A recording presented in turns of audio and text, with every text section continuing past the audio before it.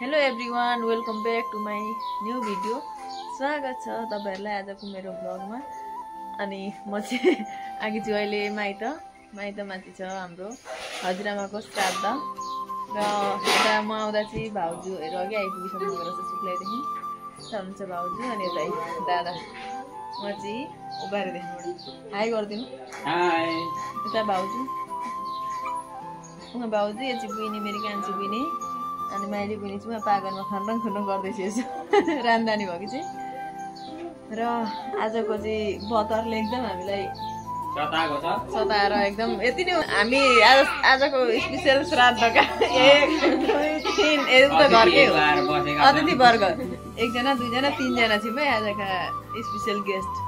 र यता पनि आउनुभयो सबिता थापाज्यू, उहाँलाई धेरै धेरै स्वागत छ तपाईँलाई हाम्रो घरमा श्राद्धमा। अनि यस्तै इन्जोय छ आजको श्राद्ध चाहिँ। पहिले त यति मान्छे हुन्थे यति घरमा नअटेर पानीले गर्दाखेरि। अनि यो दादा चाहिँ के भन्दै थियो भने लकडाउन लागेछ अरे यसपालि। लकडाउनले पानीले गर्दाखेरि मान्छे भएनन्, आएका मान्छे पनि आउन पाएनन्, आएका मान्छे आउनु पाएनन्, निस्किनै पाएनन्। खाएको ओरेको चाहिँ अहिले के बनाए त एकछिनमा देखाउँछु म तपाईँहरूलाई। अहिले चाहिँ अब हजुर ओके ल दुईजना के अरे बडी बिल्डरहरू भर्खर आउँदैछन् हाम्रा। खै कोन त भने म आउँदा माइली पकाउँदै थिएँ। नउडा सबै थोक हामी यहाँ अहिले धेरै पकाएका यहाँ घरका बुहारीहरू भर्खर झुल्केका यताबाट।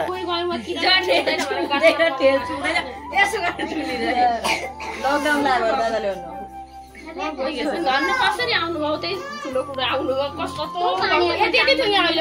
कति अरे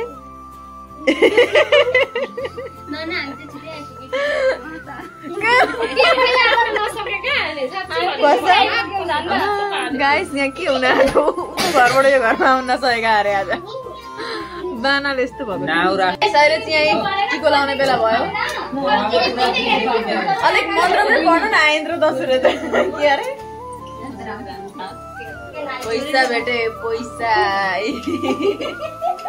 खोज्न पाउनुहुन्न नि। उता त निल होला बुहारी बिचरा। ए बुवा टिको त लगाइदिनु हुन्छ त पैसा लाने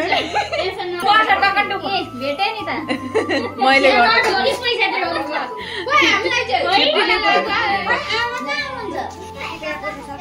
गाइस यता हेर्न सक्नुहुन्छ यहाँ अहिले चाहिँ भात पाकेर गुरुजीहरूलाई बिदा गरिएर अनि यता चाहिँ घरका लोकल मान्छेलाई खाना धमाधम छ। यहाँ भाउजू र अनि यहाँ उची बाँड्ने यहाँ खाना बस्ने चाहिँ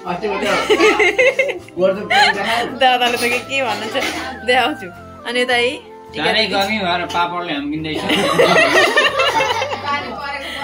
आज यस्तो गर्मी छ के तै किरण भाउजू शुभम शुभम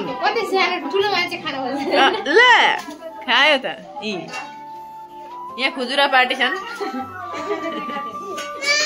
1 टके 2 टके यहाँ 5 टके हजुर। दही काँक्री अचार फर्सी मटर आलु सब्जी कालो दाल पापड दही दुध दही दुध त मैले ल्याएको थिएँ। गाइस अहिले चाहिँ हामी भात खान बसिसकेका छौँ। यहाँ चाहिँ अब के छ बोडीको सब्जी पापड फर्सीको सब्जीहरू म छु अनि त भाउजू हुनुहुन्छ। गाइस के अरे हाम्रो चाहिँ यहाँ श्राद्ध मात्र होइन कीर्तन पनि छ बेलुकाखेरि चाहिँ। अनि 4 बजीबाट अहिले चाहिँ हामीले खानापिनाहरू गरिसकेर यहाँनिर बसिसकेका छौँ।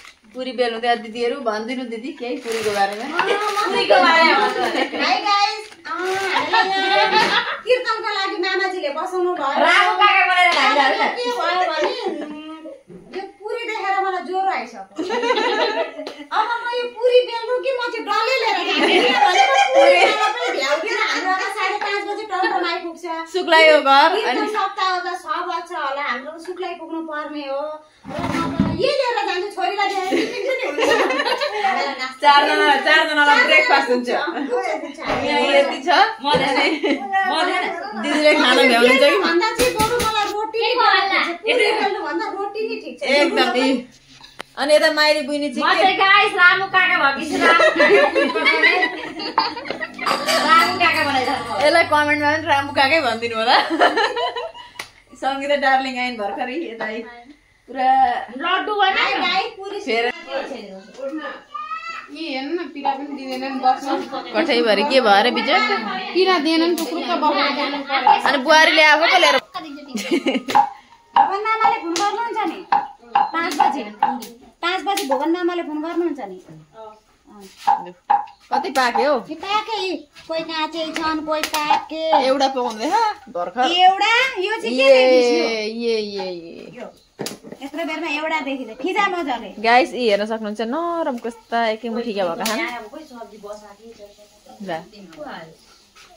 टेन्सन न गाइस अहिले चाहिँ हाम्रो पुरी सब्जीहरू पाकिसक्यो यता चाहिँ हेर्न सक्नुहुन्छ पुरीमा खाने सब्जी यहाँ पनिर रेडी छ यता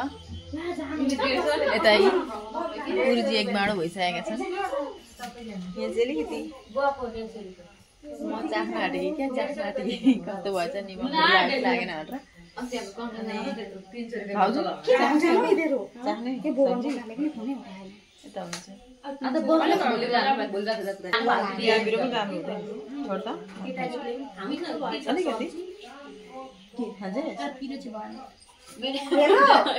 बाहिर चाहिँ कीर्तन चलिरहेको छ हामी चाहिँ भित्र छौँ अब एकछिनमा म तपाईँलाई कीर्तन पनि सुनाउँछु